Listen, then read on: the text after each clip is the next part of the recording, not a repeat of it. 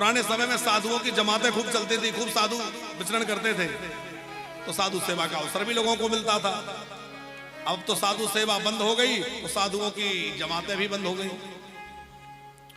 अच्छा नरेंद्र सिंह जी, जब तक हमारे भारतवर्ष में संतों की जमातें घूमती थी तो धर्म का बहुत बड़ा प्रचार होता था।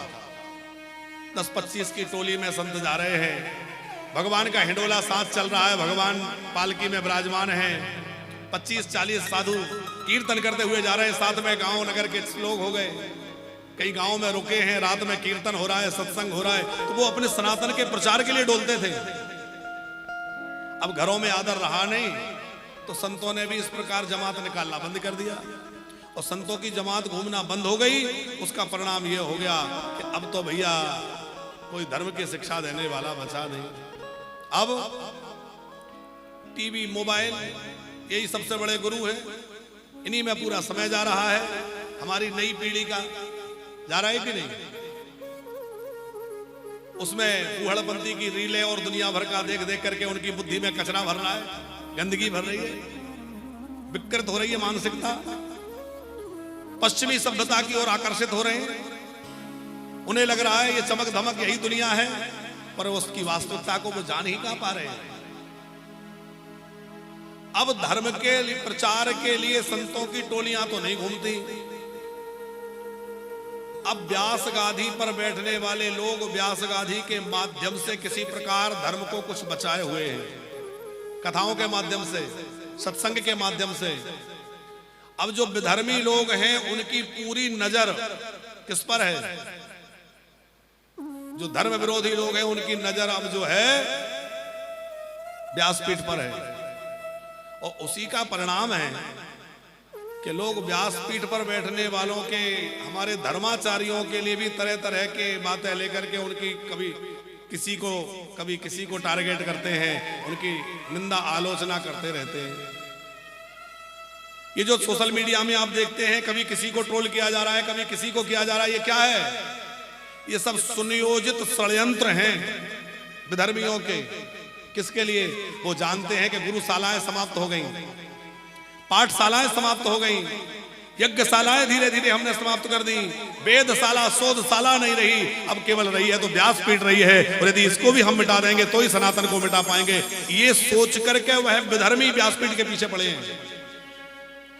और यदि आस्तिक समाज चाहता है कि सनातन बचा रहे तो भैया व्यासपीठ के प्रति अपनी निष्ठा और अपना जो विश्वास है उसको बना के रखना, और प्रमाणिक संतों को, प्रमाणिक महापुरुषों को सुनते रहिए।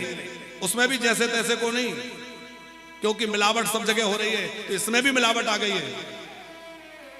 प्रमाणिक महापुरुषों को सुनिए, संतों को सुनिए, और अपने बच्चों को सत्संग सुनाइए, अपने परिवार को सत्संग से जोड़िए। क्यों? बोले सत्संग ही है जो जीवन जीने की कला सिखाता है, सत्संग ही है जो मनुष्य को वास्तव में मनुष्य बनाता है।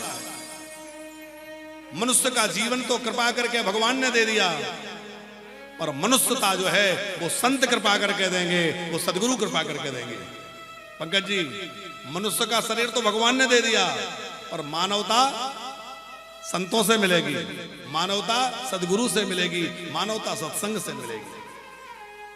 हम कई बार कथाओं में कहते हैं अपने बच्चे को इंजीनियर बनाओ, डॉक्टर बनाओ, मिनिस्टर बनाओ, साइंटिस्ट बनाओ, जो बनाना है सब बनाओ, कोई बुराई थोड़ी है। अच्छे पदों पर जाएंगे, हमारे राष्ट्र की उन्नति होगी, खूब पढ़ेंगे लिखेंगे, आधुनिक शिक्षा ग्रहण करेंगे, देश विदेश में हमारे भारत का नाम ऊंचा करेंगे, देश दुनिया में विदेशों में।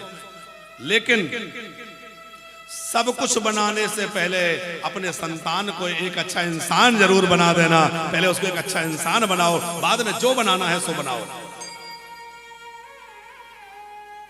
कौन कहता है कि धन कमाने में बुराई है? खूब कमाइए, पर सही रास्ते से धन आना चाहिए। परिश्रम पूर्वक, मेहनत करके, धर्म पूर्वक, न्याय पूर्वक धन कमाने में कोई दोष थोड़ी है। प्रेम से कमाइए, और कमाए हुए धन का अपने लिए सदुपयोग करिए, सेवाओं में सदुपयोग करिए, कहीं अच्छे कामों में लगाइए, अपने के लिए लगाइए, क्या बुराई है? पर बात यह है कि आप जो है अनीति और अधर्म से नहीं, गलत रास्तों से नहीं, शॉर्टकट नहीं, जो सही रास्ता है उसी से चलना है, सही रास्ते से चलना है, ऐसे नहीं।